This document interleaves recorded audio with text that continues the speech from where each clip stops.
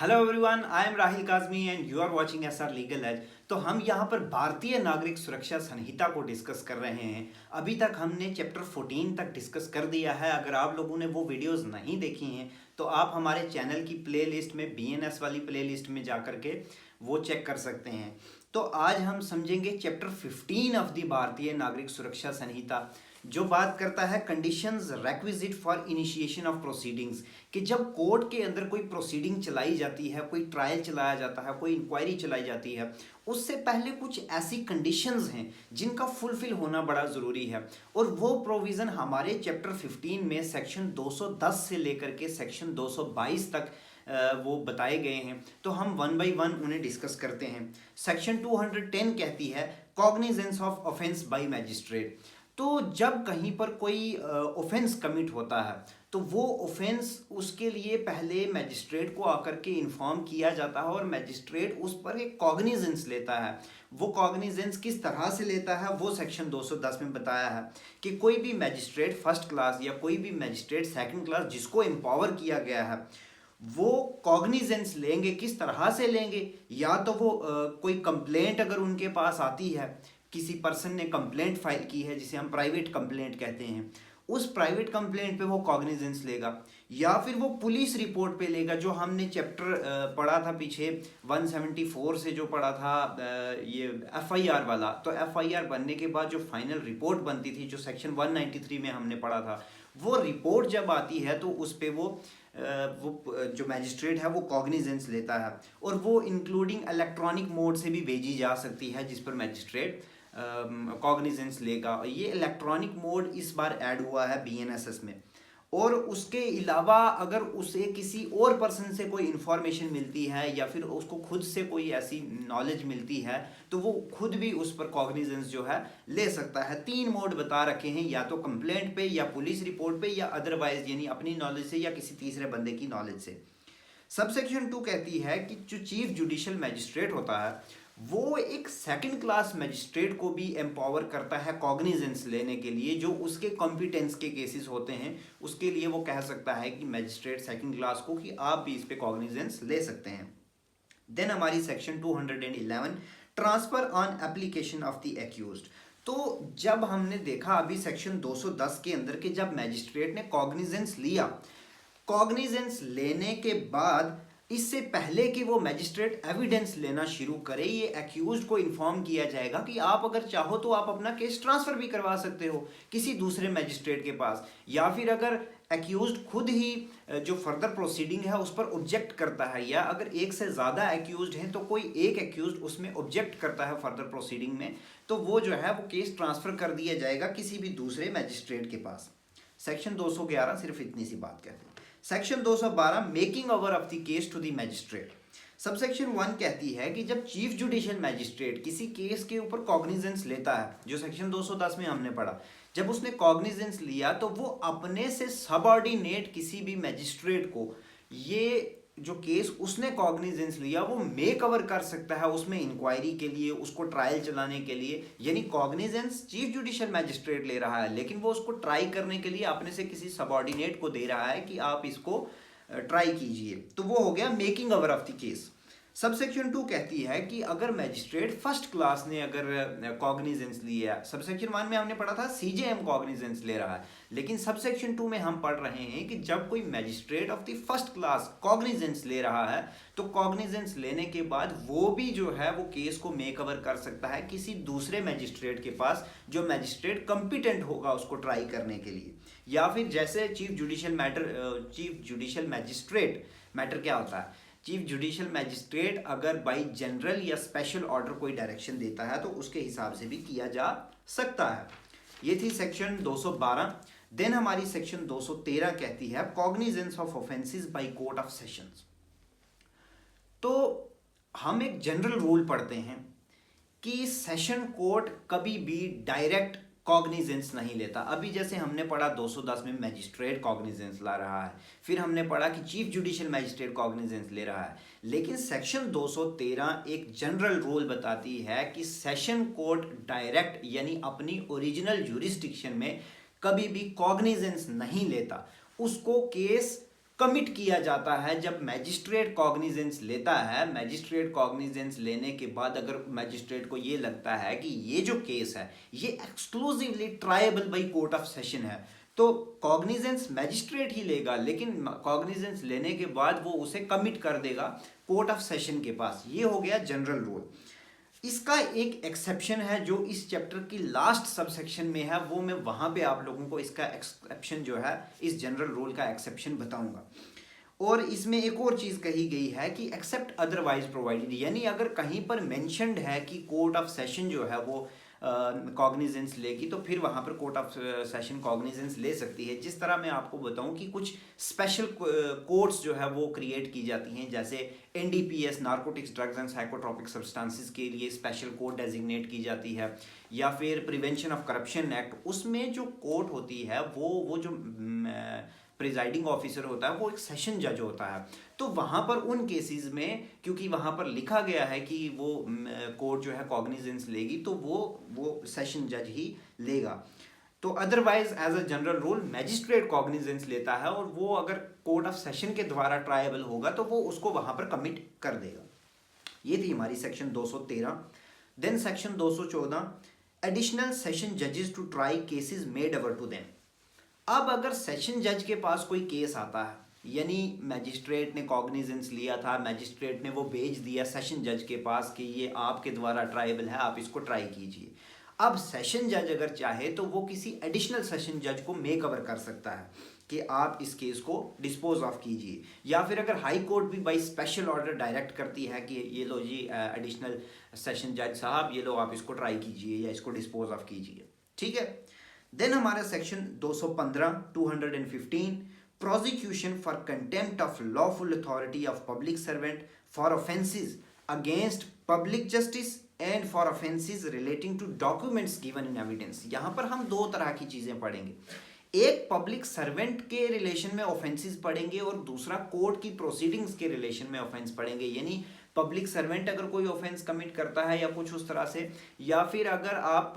Court proceedings में यानी आप फॉल्स एविडेंसेस दे रहे हैं या कोई डॉक्यूमेंट एविडेंस में दे रहे हैं जो फॉर्ज्ड है या कुछ इस तरह का है, तो वो सारे ऑफेंसेस पढ़ेंगे। तो ऑफेंसेस क्या पढ़ेंगे, ऑफेंसेस का प्रोसीजर हम समझेंगे। सबसे पहले आप एक चीज़ समझिए, सबसेक्शन 1 में दो तरह के, थोड़ा कंफ्यूज मत हो जाना, थोड़ी लेंथी सी सबसेक्शन ज़रूर है, मैं आपको बड़ा क्लियर और कट शॉर्ट करके बताता हूँ। इसमें सबसेक्शन में दो चीज़ें हैं, एक ए क्लॉज जिसमें बताया गया है कि कोई भी ऑफेंस जो पनिशेबल है अंडर सेक्शन 206 से लेकर के 223 तक, लेकिन 209 नहीं, बीएनएस की भारतीय न्याय संहिता की, यानी जो पब्लिक सर्वेंट के रिलेशन में जो जितने भी ऑफेंसेस हैं भारतीय न्याय संहिता में बताया गया है, और अगर उनकी अबेटमेंट होती है या अटेम्प्ट होती है या फिर उनकी कॉन्स्पिरेसी होती है, ठीक है, इन ऑफेंसेस के लिए कोर्ट बिल्कुल भी कॉग्निजेंस नहीं लेगा। कब तक? जब तक कि वो पब्लिक सर्वेंट खुद एक कंप्लेंट ना फाइल करे, या फिर उसका जो भी कोई सुपीरियर होगा, यानी जिसके वो पब्लिक सर्वेंट जिससे सबऑर्डिनेट होगा, उसके द्वारा एक कंप्लेंट आएगी, कोर्ट उस कंप्लेंट के ऊपर जो है कॉग्निजेंस लेगा, अदरवाइज कोर्ट कॉग्निजेंस नहीं लेगी। यानी हम यहाँ पे ये कह सकते हैं कि court on a police report cognizance नहीं लेगी, या फिर कोर्ट अगर तीसरे बंदे की कोई इन्फॉर्मेशन आकर के बताता है कि पब्लिक सर्वेंट ने इस तरह से ये जो है अपनी ऑफिशियल ड्यूटीज़ में ऑफेंस कमिट किया है, तो कोर्ट कॉग्निजेंस नहीं लेगी। ठीक है, पहली चीज़ ये। दूसरी चीज़ ये बताई गई है कि जो सेक्शन 229 से लेकर के 233 तक जो ऑफेंसेस हैं भारतीय न्याय संहिता के, या सेक्शन 236 है, 237 है, 242 से लेकर के 248 तक, या 267 ऑफ द भारतीय न्याय संहिता, यानी कौन से ऑफेंसेस जहां पर फॉल्स एविडेंसेस दिए जा रहे हैं, या फिर जो offences against the public justice, जो अगर आप भारतीय न्याय संहिता में ये वाले ऑफेंसेस देखोगे तो वो offences against the public justice वाले ऑफेंसेस हो गए, तो इनके ऊपर, या फिर जो सेक्शन 336 की जो सबसेक्शन 1 है जहाँ पे, या फिर 340 की सबसेक्शन 2 है, या 342 ऑफ दी भारतीय न्याय संहिता, ये जो ऑफेंसेस हैं, यानी जहाँ पर फॉर्जरी कमिट की जा रही है, या फिर कहीं इस तरह की कोई डिवाइस बनाई जा रही है जिससे डॉक्यूमेंट्स को फॉर्ज किया जाता है, यानी मान लीजिए एक स्टैंप, वो फेक स्टैंप बना ली, इस तरह के जो ऑफेंसेस हो गए, ये और इन ऑफेंसेस की अटेम्प्ट और इनकी अबेटमेंट या इनकी कॉन्स्पिरेसी, अगर इस तरह का कोई ऑफेंस जो है वो रिपोर्ट कोर्ट में आती है तो कोर्ट कॉग्निजेंस नहीं लेगा जब तक कि वो कोर्ट जिसमें ये ऑफेंस कमिट हुआ वो कोर्ट खुद एक कंप्लेंट फाइल नहीं करती। वो कोर्ट की कंप्लेंट पर ही दूसरी कोर्ट जो है वो कॉग्निजेंस लेगी, अदरवाइज इसका कॉग्निजेंस नहीं लिया जाता। तो सब सेक्शन 1 में सिर्फ इतनी सी बात है, दो चीज़ें हैं बड़ी इजी हैं समझो। एक पब्लिक सर्वेंट्स या पब्लिक ऑफिसेज में जो ऑफेंस कमिट होते हैं और दूसरा पब्लिक जस्टिस यानी कोर्ट्स में जो ऑफेंस कमिट होते हैं। तो किस तरह कॉग्निजेंस लिया जाएगा पब्लिक सर्वेंट वाले केस में, जहां पब्लिक सर्वेंट कंप्लेंट कर रहा है या उसका कोई सुपीरियर कंप्लेंट कर रहा है तो कोर्ट कॉग्निजेंस लेगी। और दूसरा, अगर कोर्ट में कोई ऑफेंस कमिट होता है यानी किसी ने फॉल्स एविडेंस दिया है, किसी ने कोई फॉर्ज डॉक्यूमेंट दिया है, तो जिस कोर्ट में दिया है वो कोर्ट उसकी एक कंप्लेंट बनाएगी या उसने जो भी कोई ऑफिसर अपॉइंट किया होगा इस रिगार्ड में वो कंप्लेंट बना करके कोर्ट में देगी और वो दूसरी कोर्ट जो है उस पर कॉग्निजेंस लेगी, अदरवाइज इस पर कॉग्निजेंस नहीं लिया जा सकता। ये थी हमारी सब सेक्शन 1। देन हमारी सब सेक्शन 2 है कि जहाँ पे हमने पब्लिक सर्वेंट वाला पढ़ा था सब सेक्शन 1 की क्लॉज ए में, जहाँ पे वो जो है पब्लिक सर्वेंट जहाँ पे कंप्लेंट फाइल कर रहा था कि इस तरह का कोई ऑफेंस कमिट हुआ या कोई एक सुपीरियर जो है अपने सबऑर्डिनेट के लिए कंप्लेंट फाइल कर रहा है, तो उसमें जो भी अथॉरिटी उस पब्लिक सर्वेंट की सुपीरियर होगी यानी जो अथॉरिटी जिसके वो पब्लिक सर्वेंट सबऑर्डिनेट होगा, वो अथॉरिटी कभी भी ऑर्डर कर सकती है कि इस कंप्लेंट को विड्रा कर लिया जाए। ठीक है, तो वो उस ऑर्डर की एक कॉपी उस कोर्ट को भी भेज देगी जिस कोर्ट ने कॉग्निजेंस लिया होगा, तो वो उसके बाद वो विड्रा हो जाएगी और उस कंप्लेंट पे कोई फर्दर कार्रवाई यानी कोई फर्दर प्रोसीडिंग नहीं चलेगी। देन इसका एक प्रोविजो है कि अगर वो जो कोर्ट ऑफ फर्स्ट इंस्टेंस थी अगर उसने वो ट्रायल कंक्लूड कर दिया है तो फिर जो है आप विड्रा नहीं कर सकते हैं। ये सब सेक्शन 2 थी। देन सब सेक्शन 3 हमारी कहती है कि ये जो हम कोर्ट की बात कर रहे हैं क्लॉज बी के अंदर कि जहाँ पे कोर्ट कंप्लेंट फाइल कर रही थी, तो वो कोर्ट जो है वो उस कोर्ट में क्या क्या आएगा, उस कोर्ट में कोई भी सिविल कोर्ट आएगी, कोई भी क्रिमिनल कोर्ट आएगी, कोई भी रेवेन्यू कोर्ट आएगी या फिर कोई भी ऐसा ट्रिब्यूनल जो किसी सेंट्रल या स्टेट एक्ट के तहत कॉन्स्टिट्यूट किया गया है, वो सारे इस कोर्ट के मीनिंग में आएंगे। और सबसेक्शन 4 कहती है कि सबऑर्डिनेट कोर्ट, यानी हमने पढ़ा था ना कि या तो वो कोर्ट कंप्लेंट फाइल करेगी या फिर कोई ऐसी कोर्ट फाइल करेगी जिसकी वो कोर्ट सबऑर्डिनेट कोर्ट है। तो सबऑर्डिनेट कोर्ट का मीनिंग यहाँ क्या हो गया, किसके सबऑर्डिनेट कोर्ट, तो जहाँ पर ऑर्डिनरीली एक कोर्ट की अपील लाई करती है, जिस कोर्ट में अपील लाई करेगी वो कोर्ट उस कोर्ट के सबऑर्डिनेट है। यानी एक कोर्ट जिस कोर्ट में अपील लाई होगी तो ये वाली कोर्ट उस कोर्ट के सबऑर्डिनेट है। ठीक है, और अगर कोई ऐसा केस है कोई सिविल नेचर का या कोई सिविल कोर्ट है या ऐसा केस है कि जिसकी अपील लाई ही नहीं होती, तो उसमें हम सबऑर्डिनेट कोर्ट किसको कहेंगे, तो उसमें कहा गया है कि जहां पर सिविल कोर्ट कोई ऐसी है कि जिस केस में किसी की अपील लाई ही नहीं होती, तो उसमें जो भी उस ज्यूरिस्डिक्शन की प्रिंसिपल कोर्ट होगी तो वो प्रिंसिपल कोर्ट के सबऑर्डिनेट मानी जाएगी। देन इसमें प्रोविजो है कि जहां पर एक से ज़्यादा कोर्ट्स हैं जहां पर अपील लाई कर सकती है, तो वहां पे जो भी इंफीरियर वाली कोर्ट होगी, यानी मान लीजिए कि एक सिविल कोर्ट है जिसकी अपील जो है वो सेशन कोर्ट में भी हो सकती है या फिर वो हाई कोर्ट में भी हो सकती है। ठीक है, मतलब स्टेप बाय स्टेप नहीं हम चलते कि पहले सेशन कोर्ट में होगी फिर उसकी हाई कोर्ट में। मान लीजिए कि डायरेक्ट राइट दिया गया है कि आपकी सेशन कोर्ट में भी अपील लाई होगी तो हाई कोर्ट में भी लाई होगी, अभी आपकी मर्जी है कि आप किस में करते हैं। तो इसमें सबऑर्डिनेट कोर्ट किसका माना जाएगा, जो इन्फीरियर, यानी हाई कोर्ट से सेशन कोर्ट इन्फीरियर है तो सेशन कोर्ट की सबऑर्डिनेट कोर्ट मानी जाएगी। ठीक है, और सब क्लॉज बी इसमें ये कहती है कि जहाँ पर अपील किसी सिविल या रेवेन्यू कोर्ट की बात की गई है कि जहाँ पर अपील लाई होगी किसी सिविल कोर्ट में भी लाई हो सकती है या फिर किसी रेवेन्यू कोर्ट में भी हो सकती है, तब हम किसको सबऑर्डिनेट मानेंगे, तो तब नेचर ऑफ द केस के हिसाब से जो भी वो बनती होगी उसके सबऑर्डिनेट मानी जाएगी। देन हमारी सेक्शन 216 है procedure for witness in case of threatening etcetera. अच्छा, अब अगर आप किसी विटनेस को थ्रेट करते हैं तो उसके लिए क्या प्रोसीजर दिया गया है, तो हम पहले आपको ये बताते हैं कि सेक्शन 232 ऑफ द भारतीय न्याय संहिता में ये ऑफेंस बताया गया है कि जहाँ पर कोई पर्सन अगर किसी विटनेस को थ्रेट करता है तो वो वहाँ पे उसका ऑफेंस जो है वो सेक्शन 232 में बताया गया है। तो इसके लिए प्रोसीजर ये बताया गया है कि वो पर्सन या उस पर्सन के अलावा और कोई अगर पर्सन है तो वो एक कंप्लेंट फाइल कर सकता है सेक्शन 232 ऑफ द भारतीय न्याय संहिता के तहत। ठीक है, ये हमारी सेक्शन 216 थी। देन हमारी सेक्शन 217 आती है, ये भी बड़ी इंपॉर्टेंट है। Prosecution for offences against state and for criminal conspiracy to commit such offences. अच्छा, इसमें हम बात करते हैं कि वो वाले ऑफेंसेस जो ऑफेंसेस अगेंस्ट द स्टेट माने जाते हैं, जो हमारे इसमें चैप्टर 7 ऑफ द भारतीय न्याय संहिता में बताए गए हैं, या फिर अगर उनकी क्रिमिनल कॉन्स्पिरेसी है तो उसके बारे में क्या बताया है। तो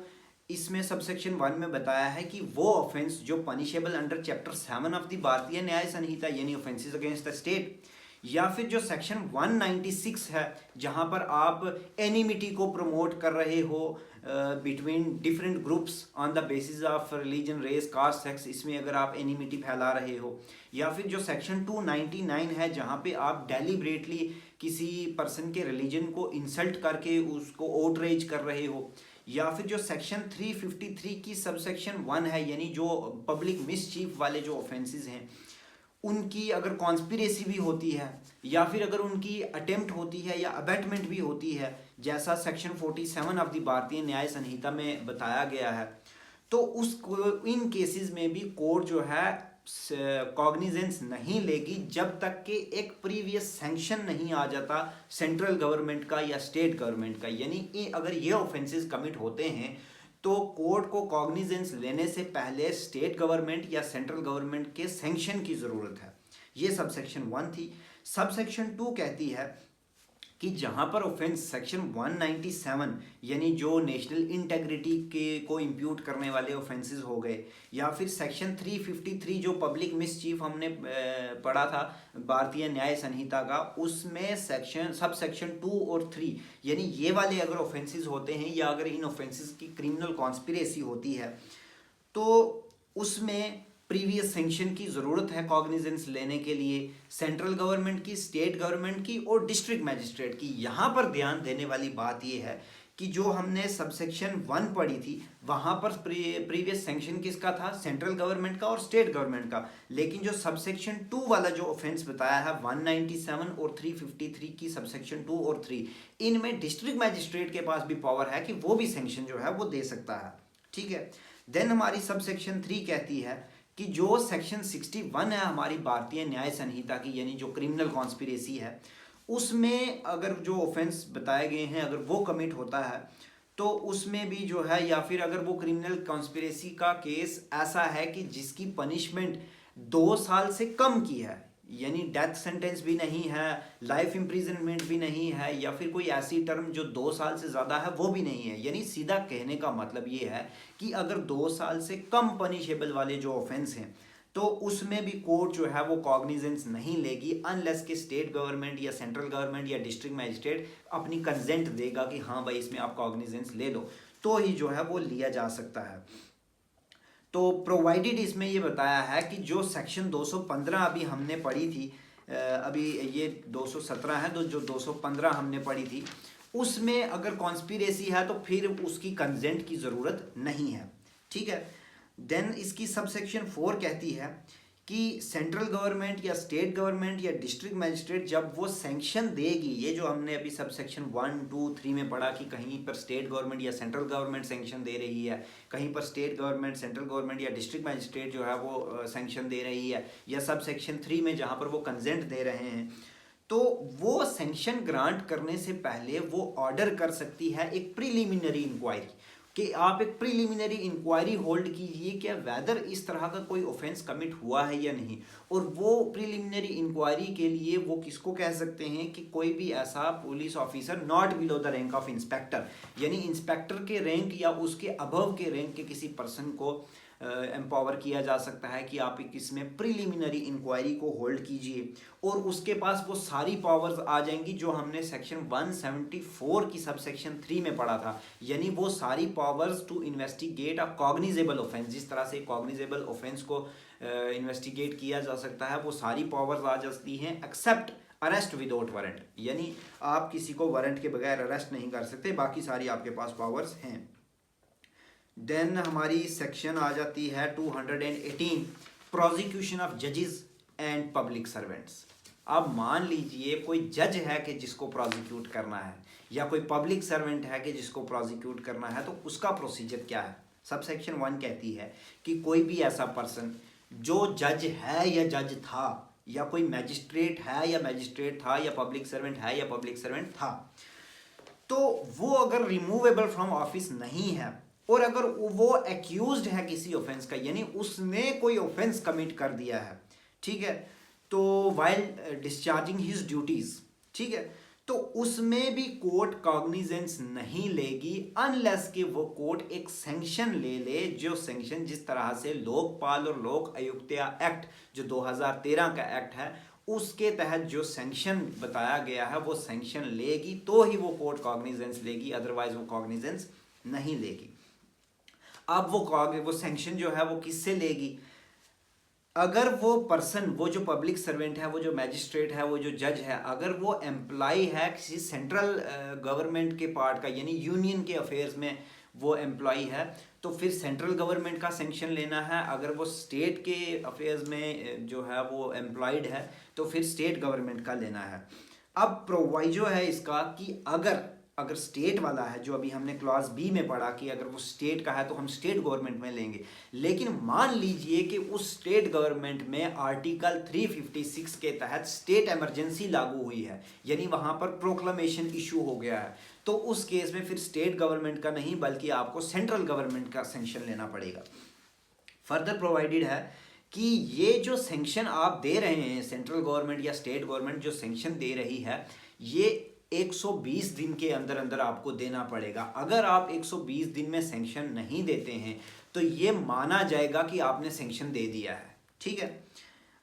फर्दर प्रोवाइडेड है कि अगर जो ऑफेंस कमिट किया है वो ऑफेंस कौन सा है, सेक्शन 64 से 69 या 70 से 71 या 74 से 79 ऑफ द BNS, यानी जो रेप वाले ऑफेंसेस हो गए या सेक्सुअल हैरेसमेंट वाले ऑफेंसेस हो गए, या फिर सेक्शन 143 जहाँ पे ट्रैफिकिंग ऑफ पर्सन वाला जो ऑफेंस है, या फिर 199 जहाँ पर आप कोई डायरेक्शन ऑफ लॉ को डिसोबे करते हो, या फिर सेक्शन 200 के जहाँ पर आप किसी विक्टिम को ट्रीटमेंट नहीं देते, यानी उसको ट्रीटमेंट नहीं दिया जाता। अगर इस तरह का कोई ऑफेंस कमिट होता है तो फिर उसमें प्रीवियस सैंक्शन की कोई ज़रूरत नहीं है, कोर्ट कॉग्निजेंस ले लेगी। सब सेक्शन 2 कहती है कि आर्म्ड फोर्सेस के अगेंस्ट जो है वो कॉग्निजेंस कोर्ट नहीं लेगी। अगर आर्म्ड फोर्सेस ने वाइल डिस्चार्जिंग ड्यूटीज़ अगर कोई ऑफेंस कमिट किया है तो उसके लिए कोर्ट कॉग्निजेंस नहीं लेगी अनलेस कि वो सैंक्शन जो है वो सेंट्रल गवर्नमेंट देती है, तो ही वो उस पर कॉग्निजेंस लेगी। सब सेक्शन 3 कहती है कि ये जो हमने पढ़ा सब सेक्शन 2 में, जहाँ पर वो सेंट्रल गवर्नमेंट से सैंक्शन लेगी आर्म्ड फोर्सेस का, स्टेट गवर्नमेंट अगर चाहे तो वो एक क्लास ऑफ या कैटेगरी ऑफ फोर्सेस पर भी ये प्रोविज़न लागू कर सकती है जब वो मेंटेनेंस ऑफ पब्लिक ऑर्डर को जो है मेंटेनेंस ऑफ पब्लिक ऑर्डर के लिए वो यूज़ किया जाता है। और सब सेक्शन 4 कहती है कि ये जब स्टेट गवर्नमेंट से सैंक्शन लिया जाता है public maintenance of public order के लिए, तो उसमें अगर स्टेट इमरजेंसी लगी है आर्टिकल 356 के तहत, तो फिर वो जो है सेंट्रल गवर्नमेंट का सैंक्शन लेना पड़ेगा।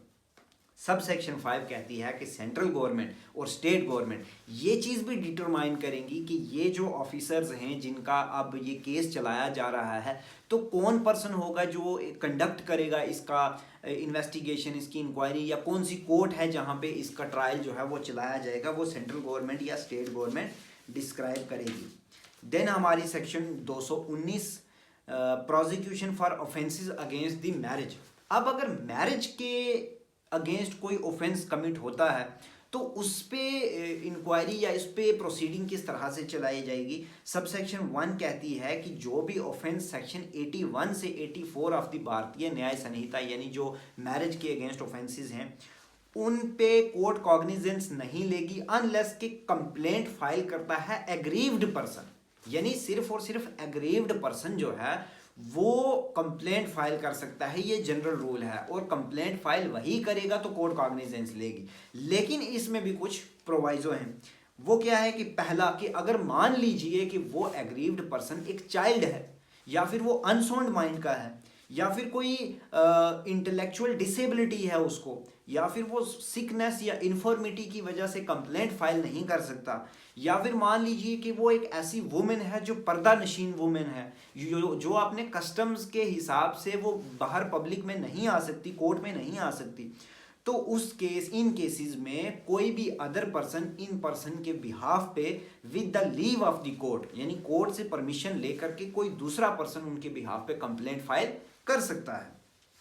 ये ए क्लॉज। बी क्लॉज कहती है कि अगर मान लीजिए जो एग्रीव्ड पर्सन है वो हस्बैंड है, ठीक है, और अगर हस्बैंड है तो वो अगर आर्मी में है और किसी रीजंस की वजह से जो कमांडिंग ऑफिसर है वो उसको लीव नहीं दे रहा है, यानी वो उसको छुट्टी नहीं दे रहा है, तो वो कंप्लेंट फाइल करने के लिए नहीं आ सकता है, तो वो ऑथोराइज करेगा अपने बिहाफ पे किसी और पर्सन को जो कंप्लेंट फाइल कर सकता है। सी क्लॉज कहती है कि जो अगर एग्रीव्ड वाइफ है, जो सेक्शन 82 ऑफ द भारतीय न्याय संहिता यानी बाईगेमी, जहां पर हस्बैंड दूसरी शादी कर लेता है, तो वहां पर वाइफ अगर एग्रीव्ड है तो उसके लिए कंप्लेंट फाइल वाइफ भी कर सकती है, उसका फादर, उसकी मदर, उसका ब्रदर, उसकी सिस्टर, उसका बेटा, उसकी बेटी, या उसके फादर के ब्रदर सिस्टर, या उसकी मदर के ब्रदर सिस्टर, ये सारे लोग जो है उसके बिहाफ पे कंप्लेंट फाइल कर सकते हैं। और इसके अलावा अगर और कोई भी जो है वो उसके बाई ब्लड या बाई मैरिज या बाई अडॉप्शन कोई रिलेशन में आता है, तो वो लोग with the consent of court, with the permission of court या with the leave of the court, वो भी जो उसके बिहाफ पे कंप्लेंट फाइल कर सकते हैं। सब सेक्शन 2 कहती है कि जहां पर सेक्शन 84 है भारतीय न्याय संहिता का, जहां पर किसी मैरिड वुमेन को एंटाइज किया जाता है या टेक अवे कर लिया जाता है, यानी अगवा कर लिया जाता है किसी मैरिड वुमेन को, तो वहां पर जो एग्रीव्ड पर्सन है वो उसका हस्बैंड एग्रीव्ड पर्सन है और कोई पर्सन एग्रीव्ड पर्सन नहीं है। सब सेक्शन 3 कहती है कि जहां पर क्लॉज ए में हमने पढ़ा था कि कोई चाइल्ड है, कोई अनसाउंड माइंड है, कोई इंटेलेक्चुअल डिसेबिलिटी वाला पर्सन है, या कोई पर्दा नशीन वुमेन है जो नहीं कर सकती है, और अगर उसकी जो एप्लीकेशन फाइल कर रहा है, जो कंप्लेंट फाइल कर रहा है, वो एक मतलब उसका कोई गार्जियन अपॉइंटेड नहीं है वो पर्सन जो कंप्लेंट फाइल कर रहा है, और अगर मान लीजिए उसका कोई ऑलरेडी कोई गार्जियन अपॉइंट किया गया है, तो वो कोर्ट उस गार्जियन जो अपॉइंट किया गया है उसको नोटिस भेजेगी और उसको भी reasonable opportunity of being heard दी जाएगी कि ये नया पर्सन इसके बिहाफ पे कंप्लेंट फाइल क्यों कर रहा है और आप क्यों नहीं कर रहे हो, इस तरह से। ये थी हमारी सेक्शन सब सेक्शन 3। और सब सेक्शन 4 कहती है कि जहां पर क्लॉज बी में हमने पढ़ा था कि हस्बैंड ऑथोराइज करेगा, अगर वो आर्मी में है, अगर नहीं आ सकता है वो ऑथोराइज करेगा, तो सब सेक्शन 4 कहती है कि वो ऑथोराइजेशन राइटिंग में होना चाहिए और उस पर उसके सिग्नेचर्स भी होंगे, और सिग्नेचर करने के बाद उसको काउंटर साइन भी करवाया जाएगा जो उसका कमांडिंग ऑफिसर होगा उससे, और साथ में एक सर्टिफिकेट भी लगाया जाएगा कि हाँ भाई इसको छुट्टी नहीं दी जा सकती, इस टाइम पे सिचुएशन कुछ इस तरह की है कि ये लीव इसको नहीं दी जा सकती है। और सब सेक्शन 5 कहती है कि ये जो डॉक्यूमेंट सब सेक्शन 4 में आया, यानी उसकी ऑथराइजेशन राइटिंग में और कमांडिंग ऑफिसर का काउंटर सिग्नेचर और सर्टिफिकेट, ये बिल्कुल जेन्युइन और ट्रू माने जाएंगे अनलेस के कुछ कंट्रेरी प्रूव होता है। सब सेक्शन 6 कहती है कि जहां पर सेक्शन 64 में, यानी भारतीय न्याय संहिता की सेक्शन 64 है, जहां पर सेक्सुअल इंटरकोर्स होता है एक वाइफ के साथ जो वाइफ 18 साल से कम उम्र की है, वो भी एक ऑफेंस है सेक्शन 64 के तहत। तो उसमें अगर 1 साल से ज़्यादा टाइम पीरियड एक्सपायर हो गया उस ऑफेंस को कमिट हुए, तो फिर जो है कोर्ट कॉग्निजेंस नहीं लेगी। सब सेक्शन 7 कहती है कि ये जो सेक्शन के प्रोविज़न हमने पढ़े, ये इन ऑफेंसेस की अबेटमेंट में भी लागू होते हैं और इनकी अटेम्प्ट में भी लागू होते हैं। देन हमारी सेक्शन 220 है, prosecution of offences under section 85 of the भारतीय न्याय संहिता। तो 85 ऑफ द भारतीय न्याय संहिता जो क्रूअल्टी वाले ऑफेंसेस जो हमारे पहले आईपीसी के अंडर 498A था, तो उसका अगर प्रोसिक्यूशन चलाया जाएगा तो कोर्ट जो है वो कॉग्निजेंस तब ही लेगी अगर वो कंप्लेंट जो है या वो पुलिस रिपोर्ट आती है या कोई कंप्लेंट आती है या एग्रीव्ड पर्सन फाइल करता है या उसका फादर, उसकी मदर, उसका भाई, उसकी बहन और उसके फादर के ब्रदर सिस्टर और उसकी मदर के ब्रदर सिस्टर, ये लोग अगर फाइल करेंगे तो ही कोर्ट जो है कॉग्निजेंस लेगी, अदरवाइज वो कॉग्निजेंस नहीं लेगी। Then section 221 cognizance of offence, जो सेक्शन 67 है भारतीय न्याय संहिता में, जो एक ऑफेंस है सेक्शन 67 जो कहती है कि अगर आप सेपरेशन के दौरान एक सेक्सुअल इंटरकोर्स करते हैं हस्बैंड वाइफ तो वो एक ऑफेंस माना जाता है, तो उस पे भी कोर्ट कॉग्निजेंस नहीं लेगी अनलेस कि कोर्ट को प्राइमा फेशि ये इस्टेब्लिश होता है कि हाँ भाई इस तरह को कोई ऑफेंस जो है वो कमिट हुआ है, तो ही कोर्ट उसमें कॉग्निजेंस लेगी, अदरवाइज वो कॉग्निजेंस नहीं लेगी। देन हमारी लास्ट सेक्शन है 222 यानी 222 प्रोसिक्यूशन फॉर डिफेमेशन। अब एक बड़ा इंटरेस्टिंग ऑफेंस माने या टॉपिक हम कहें, डिफेमेशन का एक बहुत इम्पॉर्टेंट जो है वो ऑफेंस है, उसके लिए प्रोसिक्यूशन करने का भी एक कुछ कंडीशंस बताई गई हैं। वो क्या है? सब सेक्शन 1 कहती है कि जो सेक्शन 356 है, जो पहले सेक्शन 499 या 500 थी आईपीसी में, अब सेक्शन 356 है बीएनएस की, उसमें भी जो है कोर्ट कॉग्निजेंस नहीं लेगा अनलेस कि वो एग्रीव्ड पर्सन जो है वो उसमें कंप्लेंट फाइल करे।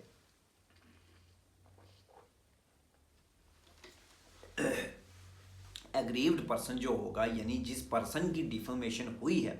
वो पर्सन खुद एप्लीकेशन या कंप्लेंट फाइल करेगा तो ही कोर्ट जो है कॉग्निजेंस लेगी, प्रोवाइडेड कि अगर वो एग्रीव्ड पर्सन चाइल्ड है, अनसाउंड है, इंटेलेक्चुअल डिसेबिलिटी है, या फिर वो सिकनेस या इन्फर्मिटी की वजह से कंप्लेंट फाइल नहीं कर सकता, या वो पर्दा नशीन वुमेन है, तो फिर उसके बिहाफ पे कोई भी और पर्सन जो with the leave of the court, with the permission of the court, वो कोई भी दूसरा पर्सन उसके बिहाफ पे कंप्लेंट फाइल कर सकता है। सब सेक्शन 2, मैंने आपको शुरू में कहा था कि एक जनरल रूल बताया था कि सेशन कोर्ट कभी भी जो है वो कॉग्निजेंस नहीं लेती है। जो मैजिस्ट्रेट है, फर्स्ट क्लास मैजिस्ट्रेट या चीफ जुडिशियल मैजिस्ट्रेट, वो कॉग्निजेंस लेता है, लेकिन मैंने कहा था कि इसकी एक एक्सेप्शन है जो मैं लास्ट सेक्शन में बताऊंगा। तो ये सेक्शन 222 यानी 222 की जो सब सेक्शन 2 है, ये उस जनरल रूल का एक्सेप्शन है। ये क्या कहती है कि जहां पर एग्रीव्ड पर्सन यानी जिसकी डिफेमेशन हुई है वो कौन है? President, vice president, governor of a state, administrator of UT, या किसी गवर्नमेंट का जो मिनिस्टर है, या कोई पब्लिक सर्वेंट है, अगर इनकी डिफेमेशन होती है in respect of discharge of his duties यानी जो उसका ऑफिशियल वर्क है उसके रिस्पेक्ट में अगर कोई इस तरह की कोई इम्प्यूटेशन होती है या उसकी डिफेमेशन होती है, तो उसमें कोर्ट ऑफ सेशन जो है वो कॉग्निजेंस ले सकती है विदाउट के उसको कोर्ट ने कमिट किया, यानी डायरेक्ट कॉग्निजेंस वहां पर लेगी कोर्ट ऑफ सेशंस। ठीक है, और इसमें कंप्लेंट कौन फाइल करेगा? कंप्लेंट फाइल करेगा पब्लिक प्रोसिक्यूटर, इनके बिहाफ पे पब्लिक प्रोसिक्यूटर कंप्लेंट फाइल करेगा और court of session direct cognizance लेगी। ये एक्सेप्शन थी उसकी, यानी यहां पर court of session direct cognizance ले रही है। सबसेक्शन 3 कहती है कि अब जब ये कॉग्निजेंस लिया जाएगा तो जिस पर्सन के अगेंस्ट लिया जा रहा है यानी जिस पर्सन ने वो डिफेमेशन किया है, तो उसमें उस पर्सन को नोटिस भी जो है वो भेजा जाएगा। देन सबसेक्शन 4 कहती है कि पब्लिक प्रोसिक्यूटर कंप्लेंट नहीं फाइल करेगा अनलेस के एक्सेप्ट की प्रीवियस सैंक्शन नहीं लेगा, यानी जब वो पब्लिक प्रोसिक्यूटर इस सब सेक्शन 2 के तहत कंप्लेंट फाइल करेगा डिफेमेशन की, तो वो उसके साथ एक प्रीवियस सैंक्शन भी देगा। वो किसका होगा कि अगर वो मान लीजिए गवर्नर है किसी स्टेट का, या मिनिस्टर है किसी स्टेट का, या कोई पब्लिक सर्वेंट है जो स्टेट का एम्प्लॉय है, उसमें स्टेट गवर्नमेंट का और बाकी सारे केसेस में सेंट्रल गवर्नमेंट का, यानी सेंट्रल गवर्नमेंट का सैंक्शन भी होगा और कंप्लेंट भी होगा, तो कोर्ट जो है उसमें कॉग्निजेंस लेगी। सब सेक्शन 5 कहती है कि अगर मान लीजिए 6 महीने गुजर गए हैं, उसके बाद कोर्ट जो है कॉग्निजेंस नहीं लेगी, यानी जब वो ऑफेंस कमिट हुआ, जब वो डिफेमेशन हुई, उसके 6 महीने तक कंप्लेंट फाइल नहीं हुई, तो उसके बाद कोर्ट जो है वो कॉग्निजेंस नहीं लेगा। और लास्ट इसकी सब सेक्शन 6 कहती है कि हमने पढ़ा था कि कोर्ट ऑफ सेशन जो है वो डायरेक्ट कॉग्निजेंस लेती है, लेकिन इसका मतलब ये नहीं है कि जो पर्सन है वो किसी मैजिस्ट्रेट जो कॉम्पिटेंट होगा कि वो उसके पास कंप्लेंट नहीं कर सकता। वो कर सकता है मैजिस्ट्रेट के पास में भी, और उस मैजिस्ट्रेट के पास ये पावर भी है कि वो उसको कॉग्निजेंस लेगा। लेकिन इसमें एक जनरल रूल बताया है कि ऐसे तो मैजिस्ट्रेट लेता है, इस ऑफेंस की भी मैजिस्ट्रेट ले सकता है, उसको कंप्लेंट की जा सकती है, लेकिन एक एक्सेप्शन दे दी है कि आप अगर चाहो तो आप कोर्ट ऑफ सेशन में भी कंप्लेंट फाइल करोगे और कोर्ट ऑफ सेशन उसका डायरेक्ट कॉग्निजेंस लेगी। ये था हमारा चैप्टर 15 ऑफ दी भारतीय नागरिक सुरक्षा संहिता, जो सेक्शन 210 से लेकर के 222 तक जिसके प्रोविजंस बताते हैं, जो conditions requisite for initiation of proceedings, यानी कोई प्रोसीडिंग चलाने से पहले उसकी क्या कंडीशंस हैं, जब शुरू किया जाएगा तो कॉग्निजेंस कब कब लिया जाएगा, किस किस तरह से लिया जाएगा, वो हमने डिस्कस किया। आई होप कि आपको ये वीडियो अच्छी लगी होगी, सारे प्रोविजंस क्लियर हो गए होंगे। थोड़ा सा कन्फ्यूजन ज़रूर है ये, लेकिन हमने बड़ा ईजी करके एक्सप्लेन किया है। तो अगर आपको वीडियो पसंद आई है तो वीडियो को लाइक करें, कमेंट करें और चैनल को सब्सक्राइब करना ना भूलें। Thank you, thanks for watching.